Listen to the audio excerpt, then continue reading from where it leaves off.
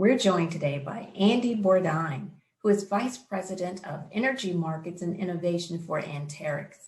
Anterix is one of many sponsors of the NARUC Winter Policy Summit. Thank you so much for joining us today. Thanks, Regina. I'm excited to be here. It's great to see you again and get a chance to share with the NARUC audience a little bit. We consider ourselves to be friends of NARUC and the many members that are represented there, and looking forward to the discussion today. Can you give us a brief overview of Anterix? Sure. Anterix, one of our primary goals is to help utilities with technology initiatives that require a wireless communications component. Our company was founded by former Nextel communication executives, and we have a really rich history and deep track record of working with the FCC on communication issues. And one of the great things that's happened to us over this last year, recently we had the FCC grant us the rights to purpose our spectrum for wireless broadband use. And what that means for utilities is it gives them a chance for what some are calling a once-in-a-lifetime opportunity to start building out their own private wireless networks as part of their infrastructure. So it's an exciting time for us to be in the field, to be working with these utilities as they're ramping up. Many utilities are looking at wireless broadband solutions for critical grid communications. So given your focus in this area, is there a particular technology or approach that is favored by Anterix? And if so, why? Sure. Well, I usually start with asking a question, and these are things that I ask, the utilities that we work with specifically and others. And it's what makes the grid different from traditional communication needs, like you placing a cell phone call as an example. What's at stake if that communication is lost to the end devices? And what makes a utility system different from others? What makes it utility grade in terms of its communication networks? And when I ask those questions, there's three main areas, really topics that I get back from those utilities. And the first is that they're looking, and one of the most important things is providing data when it's needed and giving a utility a way to prioritize that data based on events that are happening real time. So an example would be maybe you have a catastrophic storm event that knocks out power to a few 100,000 to a few million customers at once. And if you have an AMI system, those meters are telling you instantaneously, hey, we're without power. And maybe you don't need to hear all those messages at once, right? If you already know that the substations and some of the devices that are higher upstream are without power, all the customers are without, right? So it gives you a chance to prioritize the traffic that's going through that network based on what you deem to be important. And that can help with congestion. It can help utilities respond faster to events and really have a more systematic way to approach storm events in response to those needs. The second layer or second item, and just as critical, is that they need a robust security layer for their critical systems. And so, Regina, we've had, I think, a number of different topics on cybersecurity come up even at NARUC over the last few years. And there's definitely a scary element to that for utilities where they don't want to be the ones that face a cyber attack and have their system or grid shut down, right? So one of the things that LTE or long-term evolution, the ecosystem with private wireless networks brings is a whole host of devices that already have security benefits built into them. And so much like any other standard that abides by a set of rules, LTE has a set of rules and protocols that it abides by in the form of a standard that allow for security measures to be integrated into those devices. So if you're a utility and you're looking at device management, network traffic, firmware upgrades to the devices, all important pieces to avoid cyber attacks that are shutting down the grid. And then the third area, which arguably is probably the most important, and you hear about this a lot, is they want a system that is resilient. And you know, what can a network do to help provide resiliency? And when you think about resiliency, some refer to it as the self-healing grid. It's the idea that a portion of the system, if it's compromised, that there could be a way to reroute power from other systems and devices to bridge that gap and keep the customers restored until repairs are made. So this requires, among other things, a network that knows real-time conditions of the system, right? So maybe you have, as an example, a car pole outage. Maybe a garbage truck is backed into a pole. The pole snapped, it snapped the lines, it's taken out power to a small town, let's say. If you know what your system is capable of at the present time, you may have options to reroute power from alternate feeds and restore customers while those repairs are being made. Without that information real time, you don't know what you could safely transfer. So maybe it's 2 a.m. in the morning, not a lot of business is taking place, you know, customers are mostly asleep, and maybe you can transfer the entire customer base over.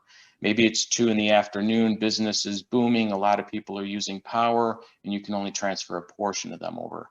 But the main thing there is to make sure that what you're doing is safe and effective. And having real-time communication, knowing situational awareness become key factors in that area. So, you know, looking at data, being able to prioritize that, cybersecurity, and providing resiliency to the grid.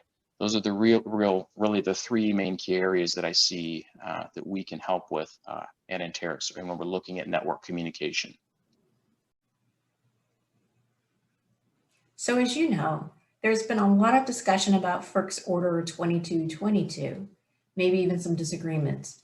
But regardless of what people think about 2222, there's likely going to be an increase in distributed energy resources.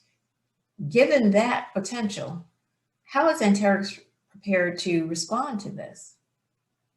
Well, I know the FERC order can be a sticky topic. I know that by the number of presentations you see in webinars and people kind of trying to make sense of it all. I've heard some refer to it as the FERC 2x4, but to your point, no matter how you view it, it definitely has an impact. And essentially, FERC is now allowing distributed energy resources, even within the distribution network, to compete in the wholesale market. Now, why this matters for utilities is if those resources are coming out of the system in a generation capacity, it impacts what the electrical system is experiencing, and that somehow needs to be managed. So a utility, they need to have a real-time awareness of what's happening so that the grid can continue to operate safely. And I know that is one of their main chief concerns is safety, right? And how the grid interacts within the confines of its capabilities. So to your point, it's something that is coming, it's here. Utilities will need to react to it, and their ability to manage those assets and to have specifically with them will be very important. So along with the increase in DERs, we're going to see an increase in electrification, particularly transportation. So do you expect LTEs to play a role in that arena as well? Well, there's definitely a mobility component, and specifically around the transportation industry. Many, you know, if you think about an EV charging, even in your garage, it's equivalent to like a pool heater or like a hot tub load. And when people are hooking those up to their electrical box, they typically need a 240 volt feed. So they're making modifications in order to do that. And the needs there, definitely from an energy standpoint, there's going to be a shift. And so, you know, right now, if there's a single car charging in a garage, it's not that big of a deal. But if everybody has 2 cars and they're charging at the same time when everybody gets off work, it becomes a major shift in load in need, right? And so I look at there's kind of two sides. You have large infrastructure that's needed. So maybe there's a bus fleet that needs charging. you know, when it comes off of a shift for the day, or even school buses, or mass transportation. That's a lot easier to plan for, because typically in those installations, they're going to be requiring enough load and resources that you're going to be designing a system around that particular installation. Okay. When you get into the renewable area, that's a lot harder to predict, a lot harder to manage. But you'll see, and there's been several states now that have EV infrastructure as a top priority for them, where they're looking to install more chargers across the grid for homeowners and other individuals to use either in a commercial or residential environment. And more chargers, more devices means more endpoints to keep track of, right? So Right. again, it's having a way to manage that, having a way to see it and to know what's coming, so that the utility can plan for those scenarios. So let's look at some concrete examples of technologies that can help support a more electrified DER dependent society. And also, what emerging technologies can be applied by utilities that have private LTE platforms? And could those technologies help support a more resilient grid? Well, so that's a great question. And I like to use for this a cooking analogy. And I don't know if you cook, Regina, but it's A one lot. of my favorite things to do in my spare time. You know, I find it to be a great de-stressor and a way to interact with my wife and kids. And it's something that can be planned and also enjoyed, right? Now, with any proper meal, it starts with having the good raw ingredients necessary for that to be successful. And that can mean the difference between having a nice fish dinner or having fish sticks in the microwave, right? Depending on how that's going. So the electric system it's very similar to that, in that many utilities have collected what I'll call the raw ingredients necessary to have a proper system. And those range from distribution management platforms, AMI meter installations, renewable applications. But how this information is collected and how those systems adapt and interact seamlessly is what matters. And that's kind of the next evolution, if you will. We're working with a utility right now, and they had 19 different networks that they were trying to manage that were all separate one-offs. And one of their goals with using our wireless technology is to be able to combine a lot of those networks into one.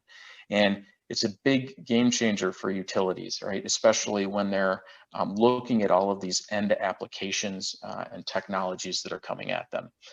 So I think utilities, they find themselves at this crossroads where they need to make some decisions, having these raw ingredients. What does interoperability look like, and how are they tied together for success going forward? Wow, we covered a lot of information in a short amount of time. And I thank you so much for taking the time out to talk to us more about Anterix. But if people want to learn more, how can they reach out to you? Sure. Well, for the NARUC audience, I'm happy to have them contact me directly, and we can leave a link for that. And then also Anterix.com, our website, is a great place to go for resources. But we'd love to share a lot of the utility industry and some of the use cases that we have in development that we think will help that audience, both for the regulator and the utility. Thank you so much. Have a great day. Thanks, Regina. We're looking forward to it as well.